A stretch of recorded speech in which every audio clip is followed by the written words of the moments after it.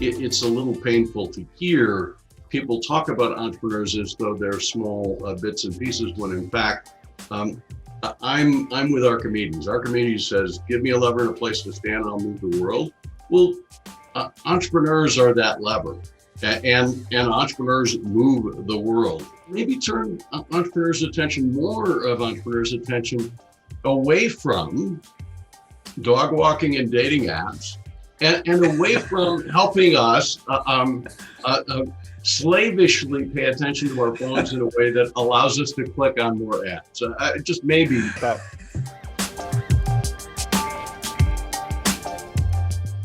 Welcome to The Stream, an unscripted, unedited, free-flowing conversation with guests who reject the status quo with a bias for action in the world of water and beyond. My name is Tom Freyberg. I'm an environmental journalist and content creator specializing in water. And I'm Will Sarni, a water strategy advisor doing my part to solve wicked water problems. And this week we are pleased to be joined by Tom Higley, who is the founder and CEO of X-Genesis. Tom, come in. Great to see you, and welcome to The Stream. How are you? I'm just wonderful. I'm delighted to be able to join the two of you today. Thank you. Thank you, Tom. Well, we've got so much to talk about and so much we want to kind of discuss with you about. We'll try and get it done in 30 minutes if we can. I mean, you are a proven serial entrepreneur, a professional musician. You're the founder of X-Genesis, and arguably you've adopted the phrase wicked problems, which is a mantra and directing entrepreneurs towards solving wicked problems. So we can pick that apart so many different ways in the next 30 minutes, but maybe you could just kind of start, I think, by defining what you would say is a wicked problem, because that's a good one to lead the discussion off, I think. So just to be difficult, because I'm good at being difficult, I guess. We welcome that. Yeah. I'll go okay, this is over, Tom. We're done. You know. Can we stop recording, guys? Start again. Come on. I knew you would be just happy to have me be difficult. So I'd like to talk first maybe about complex adaptive systems, which is a mouthful. But to use David Foster Wallace's reference to get there. So he talks, and this is apropos, we're talking about water after all, oftentimes on the stream. So David Foster Wallace gives this commencement address, and he says there's two young fish swimming along, and they happen to meet an older fish, right? They're swimming the other way. He's swimming the other way. He nods at them and he says, morning, boys. How's the water? And the two young fish swim on for a bit. And then eventually one of them looks at the other and goes, what the hell's water? And complex adaptive systems, like water, are those things that we swim in and don't recognize we're swimming in them. And there are systems within systems. Wicked problems actually arise within those complex adaptive systems. And to say just a little bit more about that context, within complex adaptive systems, there are these agents interacting. They're independent. They transact and interact. They do what they do. There's an emergent reality. These systems are nonlinear. What happens in the context of these systems is that because of sensitivity to initial conditions, what eventually emerges can be just extraordinary in response to a very small kind of thing. And they're not really controlled or controllable. They, though, can be influenced. You can intervene. You can actually apply leverage in certain places to begin to see things happen within complex systems that you wouldn't see. So wicked problems are sort of a case-specific thing. These are the kinds of problems that arise within complex adaptive systems. And the interesting thing about wicked problems is they tend to grow in these complex systems, and the systems actually don't care about the problems. The systems were never designed in the first instance to care about those problems.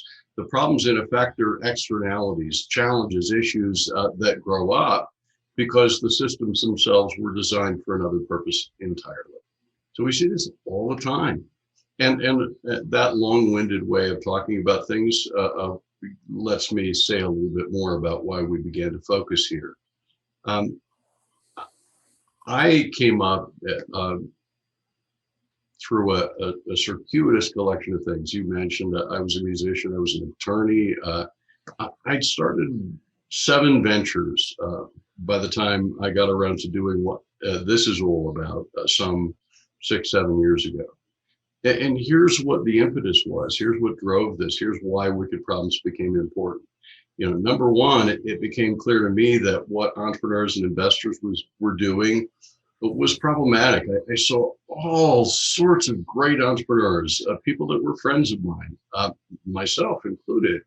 I saw all of us struggling as we would create our next new venture. And struggling with not having an effective process to be able to do that, not really understanding how to assess the 100 opportunities that we might pursue and distill to the one that mattered.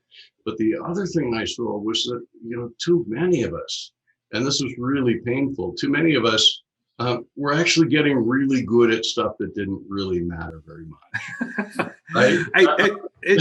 Wait, so Tom, I just want to run with that one for a minute because, and the other Tom, let me know if you agree or disagree or poke back at this. But, you know, in the world of water tech, and, you know, there's no shortage of hubs and accelerators, and they start with the entrepreneur looking for a use case, a customer, as opposed to reaching out to the customer and asking them to frame what is a wicked problem.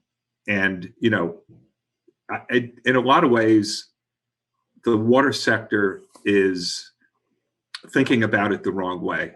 To you know, not that it's one or the other, but it's heavily biased towards, you know, the hammer looking for a nail.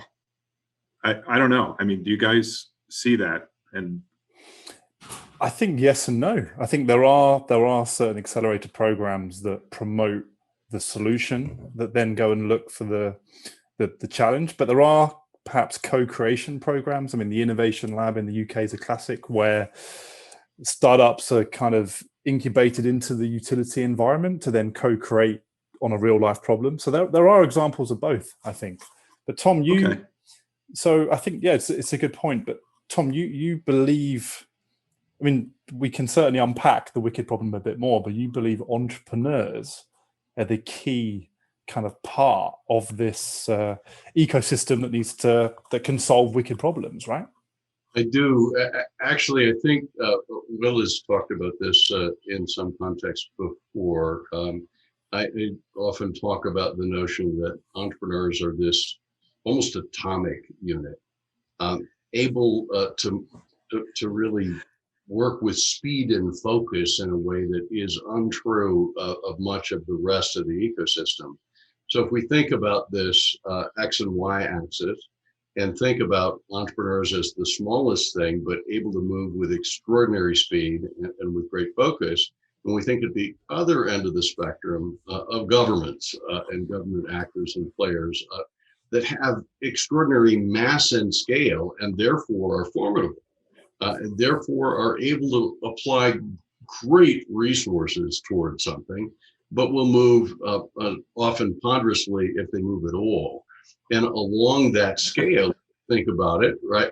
There exists different things. So there's the entrepreneur as a sort of unitary. There's the startup, the early stage startup.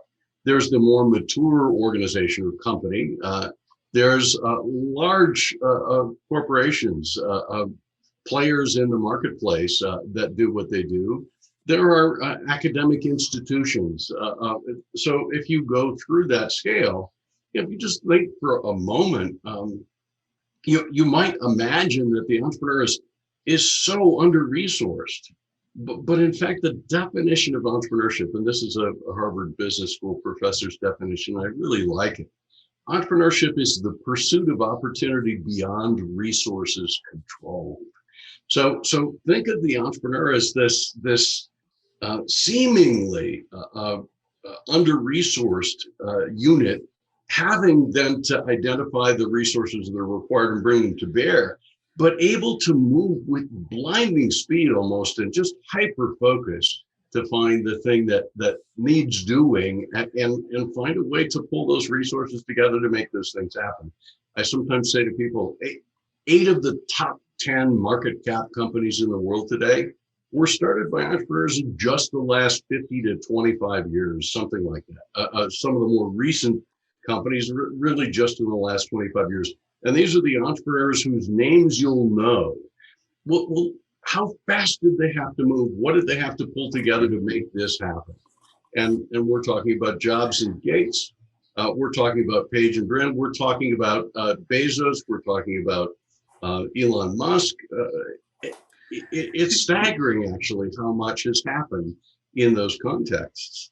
We can do that with wicked problems. We can do that with wicked problems. Hey, Tom, as you both know, about half my world is in the multinational stakeholder group in terms of how they address wicked problems. But what's your take in terms of how do they innovate and relate to the entrepreneurs that have the ability to, focus and evolve quickly? What are you seeing in terms of that dynamic between the multinational that maybe sort of kind of sits in the middle of the public sector and entrepreneurs? Great question. So in order to really address a wicked problem, you really need a diverse set of perspectives and stakeholders at the table. You need to begin to see the world differently than you can from just one view. Right. And so we started to talk about this notion of catalytic community to drive possibility. And catalytic community is really shared learning and co-creation at scale. Finding a way to allow entrepreneurs to plug into catalytic community and to see what develops as a function of the shared learning and co-creation process is one way that you can see these things begin to support one another appropriately and powerfully. It's never possible, at least from our perspective, to find an entrepreneur who has all of those resources and understandings that they'll need. They gather those from others who provide extraordinary support. And catalytic community is really a way of framing that. It's a way of energizing those that have deep subject matter expertise, those that have other resources that they bring to the table, but share a common interest in what has to be developed, what has to be created to deliver value in a space. And that's not just water, of course, right? For us, that's water, food, energy, learning, infrastructure, waste, security, climate, all of those things. And that's the exciting thing here. It's understanding how catalytic community and the entrepreneur engaged to create new ventures can begin to frame what has to happen to begin to create value in the world and do that powerfully. And that's a big deal. Look, Genesis is doing that and has been doing that, but we're not the only ones. There are a lot of people thinking about these sorts of things. And it seems like every other day I wake up to some other person, some other leader, some other group that's engaged in this sort of way. So would you say then, Tom, that the difference between a catalytic community and a community, because I think everyone's trying to create a community of some sense, and there's been question marks about the impact of COVID-19 on the sense of community. People have, perhaps societies have become more fractured and almost decentralized, with people coming away from that binding unity of work, right? But would you say that the difference between the catalytic community and the community is the urgency and the speed with which make it happen? Because me and Will always talk about this, the bias for action, and we like to invite people on the stream with the bias for action, hence why you're one of our guests. Would you say that is the key differentiator between, because I love that phrase, catalytic community, the very phrase, it sounds as if you're going to get stuff done. It's the whole point. So In short. Well, there we go. Catalytic community borrows from all sorts of things. So I would start with the notion of communities of practice. Communities of practice are a really powerful construct. There's lots of thinking, lots has been written. There's lots happening there.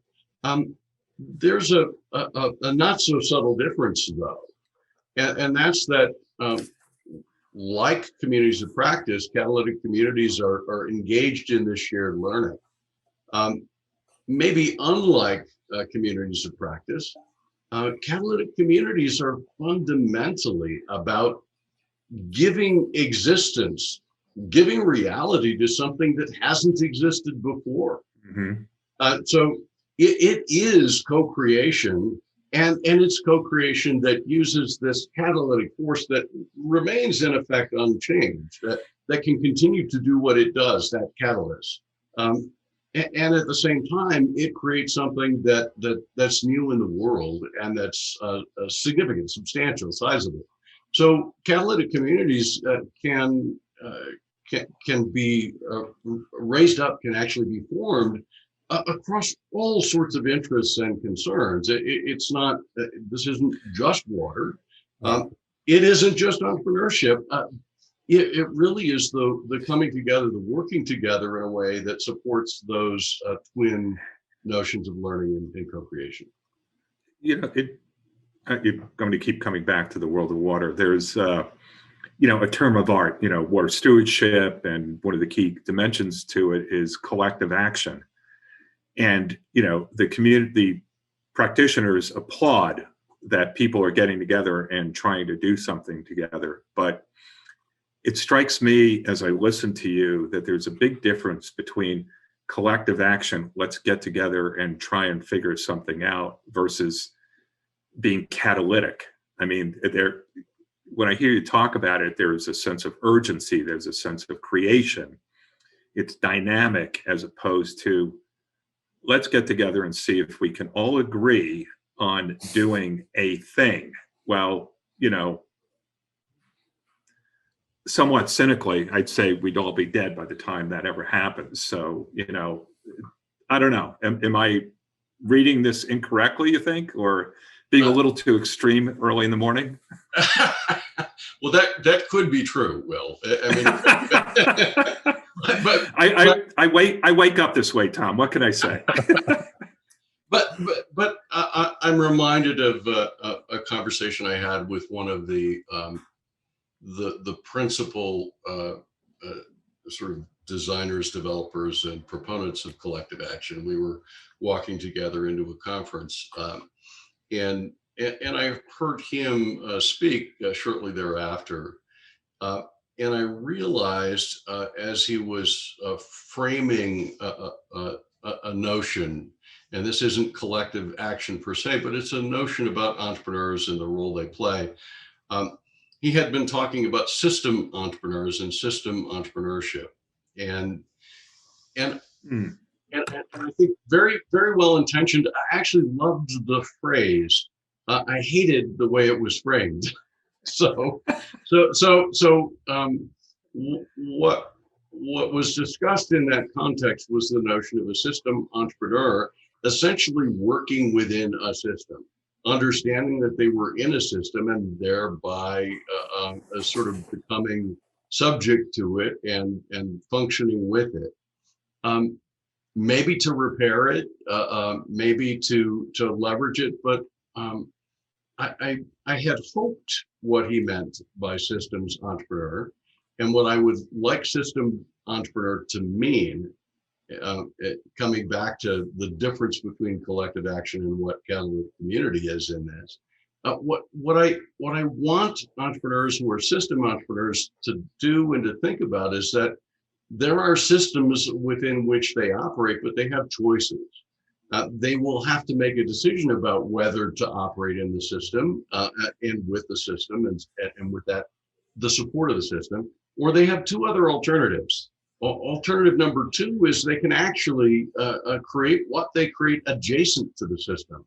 So system adjacency is still something a systems entrepreneur might do, because the entrepreneur can see what the system is, how it functions or doesn't function, to address the problem to be taken into account.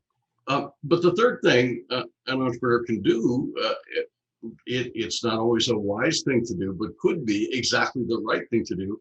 An entrepreneur can choose to disrupt. An entrepreneur can decide to go head to head with a system. And I have a broader notion about what entrepreneurs can do and be than I think this person did. It's a little painful to hear people talk about entrepreneurs as though they're small bits and pieces, when in fact, I'm with Archimedes. Archimedes says, give me a lever and a place to stand and I'll move the world. Well, entrepreneurs are that lever. And entrepreneurs move the world. And if we recognize that, we can begin to really give them their place appropriately, and maybe turn more of entrepreneurs' attention away from dog walking and dating apps, and away from helping us slavishly pay attention to our phones in a way that allows us to click on more ads. Just maybe. So it's about, Tom, it's about, I love that phrase, dog walking and dating apps. So it's about focusing entrepreneurial efforts on the problems that need solving, as opposed to coming up with an app to try and create a unicorn for the pursuit of the profit. So if you'll bear with me, I'll share another piece, and this is something I've just come to realize. Jim Collins is really just an extraordinary writer, thinker, researcher, and has been influential on businesses and entrepreneurs really throughout the world. So he's written Built to Last, Good to Great, has a flywheel monograph that's great. He has a concept of the hedgehog.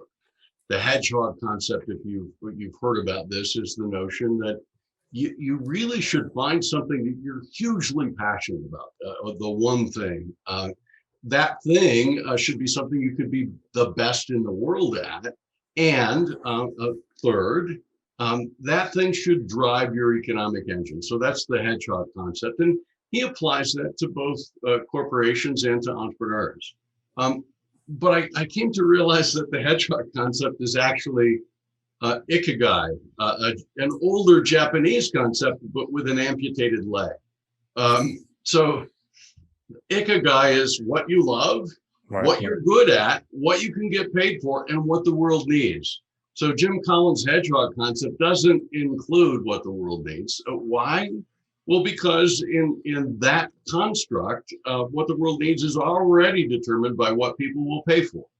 And there's the problem, right? If the only way you're thinking about things is in monetary and economic terms, if that's your only lens and view on the world, if you'll only assess value in terms of the return on investment, the return on invested capital, then you don't need a what the world needs component, right? So we don't live there. The world that we live in is more complex than that, and really requires us to bring to bear values as we begin to think about problems. Mm-hmm. You asked about wicked problems at the beginning.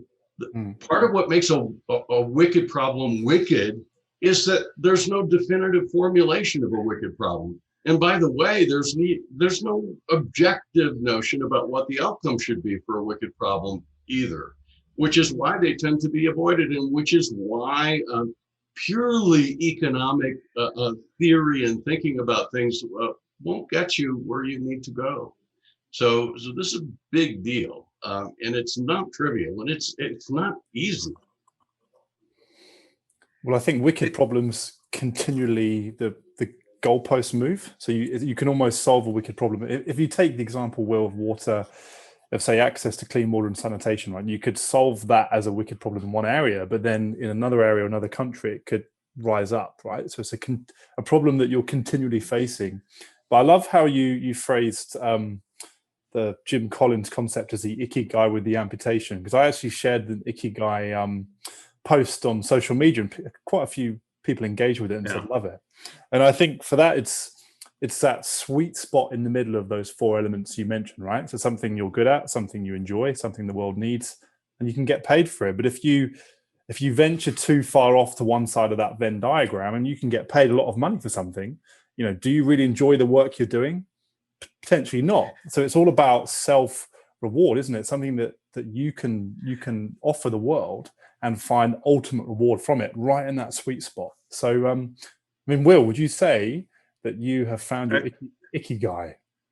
There's a question for you. I would say, well, I would respond two ways. One is, I believe so. I mean, I hate the word work. I mean, I just don't view what I do as work. I mean, there's commercial value to it to varying degrees, but I can't imagine doing anything else. I just really can't, in some way, shape, or form. And a good friend of mine, when I first met her, she does all of our graphics work, said, "Oh, you live in the solution." And I love that. It's like, yes, I want to be part of solving it. And the other part to respond is, I think it's always fine tuning that. It's, adjusting to, new relationships and new perspectives and new thinking. I mean, Tom, you changed my view of the world, and I don't say that lightly, by introducing me to wicked problems. And it was like, oh my God, yes, water is in fact a wicked problem. And it's like hundreds of wicked little problems within the world of water. So yeah, I think so, Tom. And I think both of you have probably done the same thing in terms of being in that sweet spot. I think it takes time, right? I mean, I think it's taken me a good 15 years to maybe fine tune and from a content journalist point of view, write on different areas within the environmental field. So recycling, waste, energy. And it was kind of the last decade of working on water that I thought, you're right, there's a need to help with sort of creative communications and content in water. It's a challenge. It's a wicked problem, to use the phrase that you both use. And I think you can, I can get paid for doing it, but also it's something that I really enjoy. I just love telling people's story and helping with that storytelling element. So I think I'm still fine tuning it. And I think maybe throughout your career, you move about within that Venn diagram. But I think, I've finally, after kind of 15 years of working, finding my sweet spot. But Tom, would you say for you as well, that after being a successful serial entrepreneur, kind of really orchestrating, you could say you're now orchestrating these catalytic communities. Do you feel like that's getting towards your sweet spot? Or would you say actually being there as the entrepreneur, the founder, raising a technology business, would you say that was more of your sweet spot? I'd love to hear from you on that.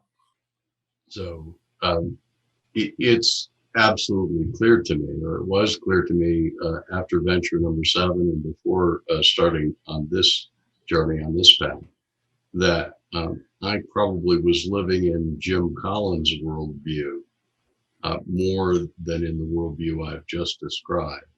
So I can remember quite plainly in one of the companies I started, a company that was hugely successful. It returned over $1 billion to investors. So I'm proud to have done that. I'm proud to have worked with an extraordinary team to make that happen. We did something that people found worthwhile and valuable. We got paid very well for what we did. So did I love it? Yeah, maybe not, right? That thing that I was doing, were we good at it? Absolutely. Could we get paid for it? Absolutely. Was it what the world needed? Maybe. Maybe not so much. And as I began to see the potential for identifying things the world needs and engaging those who could love, be really good at it, get paid for it, and deliver what the world needs, that felt very much to me like my ikigai. Caring deeply, passionately about entrepreneur success. Brad Feld and Ian Hathaway wrote a book called The Startup Community Way, and published it recently. It's probably the only book of its kind that focuses on the startup community as a complex adaptive system. I think what was happening there for Ian and for Brad is they were beginning to pull in some of these other strands and get closer to that center of ikigai, if you like.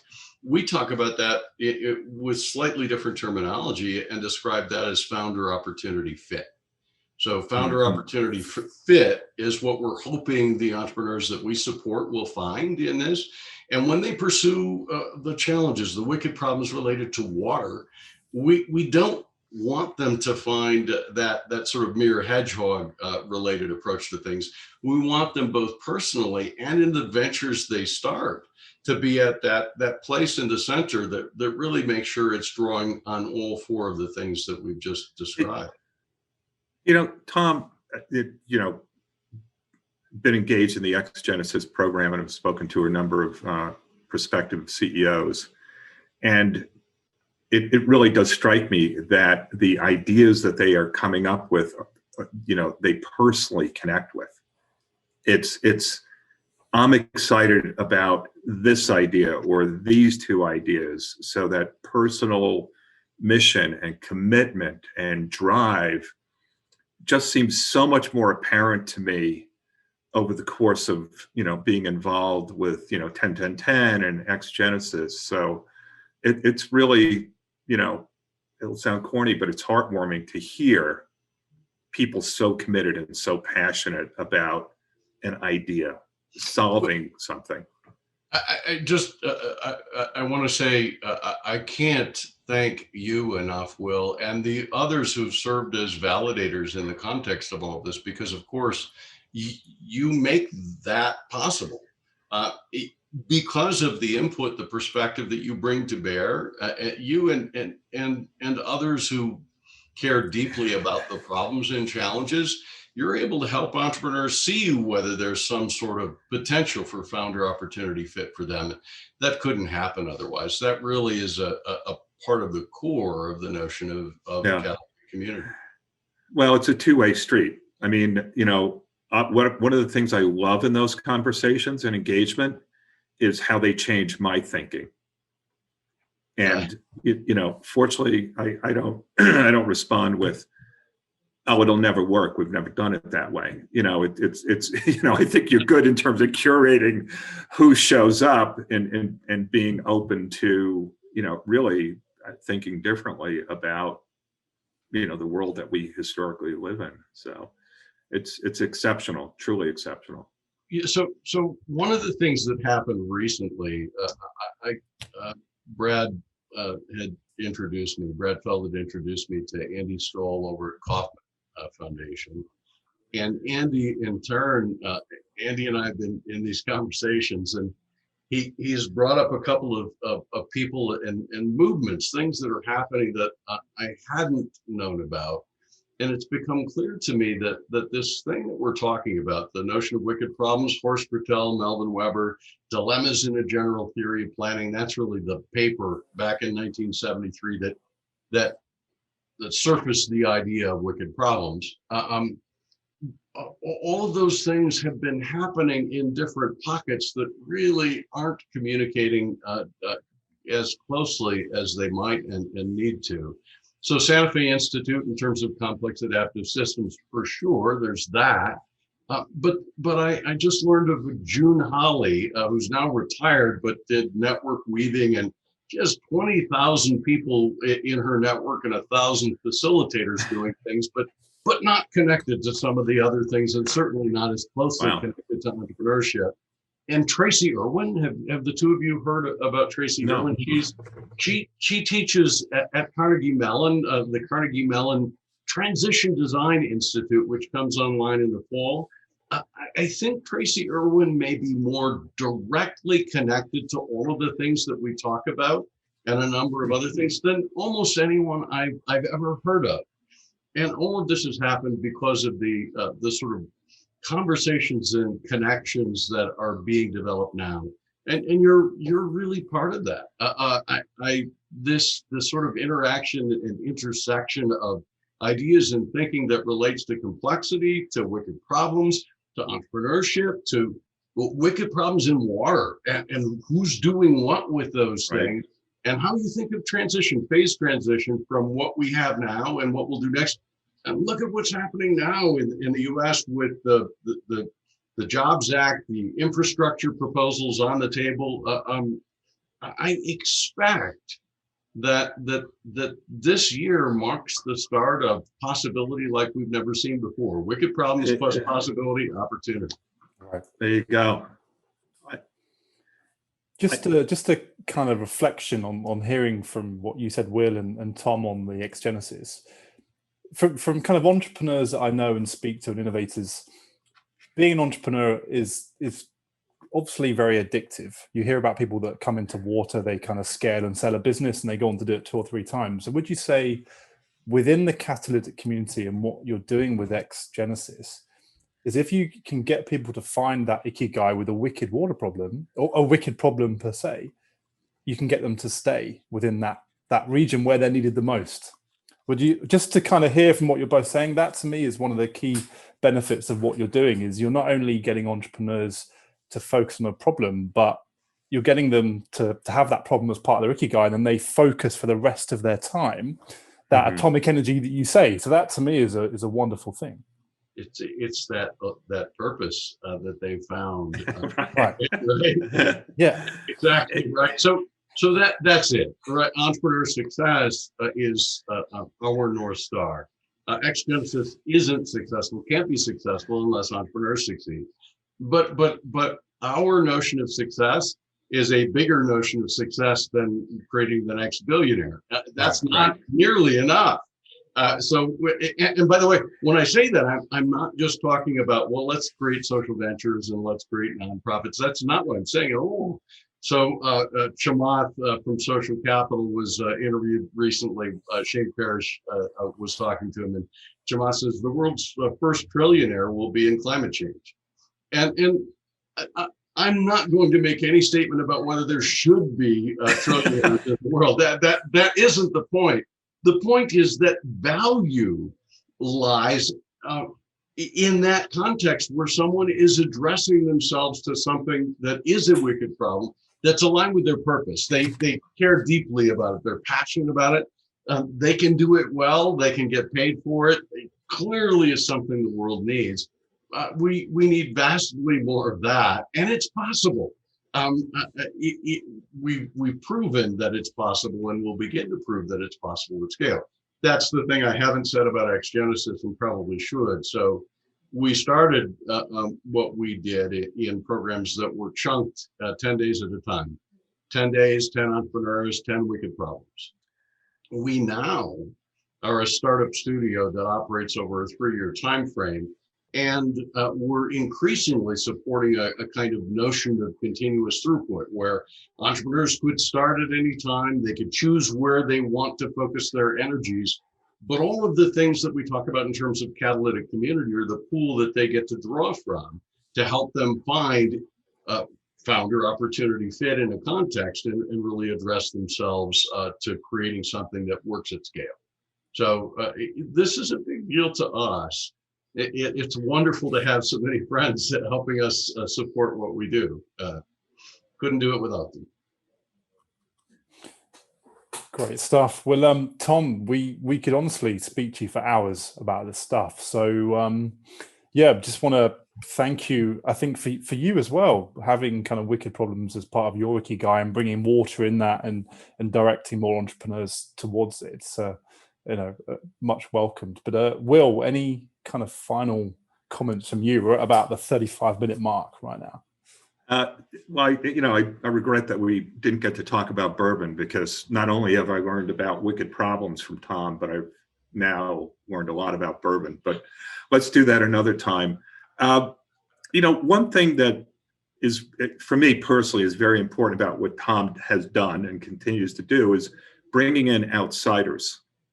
And, Tom Freyberg, you and I and others talk about this all the time, that we need to bring in people that know nothing about our world. And Tom Higley has done a great job with 10-10-10 and Ex Genesis in terms of bringing in people that look at our world and say, that know nothing.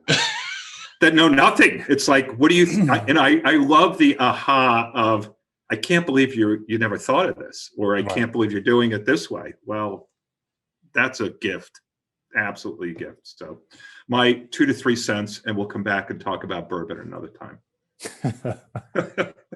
So hopefully when we can be in person to have a couple. Good.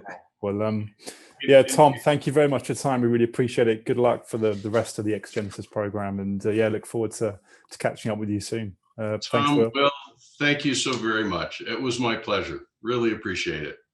Good to see you. Great stuff. Thanks, Tom.